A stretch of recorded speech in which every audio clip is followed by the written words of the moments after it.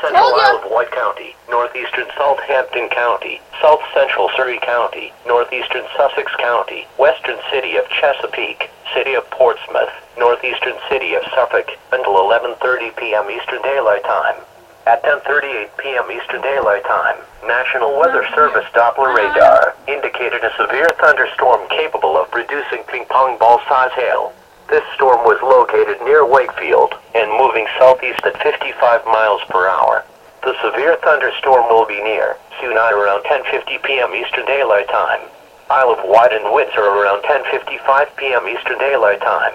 Kings Fork and Crittenden around 11:05 p.m. Eastern Daylight Time.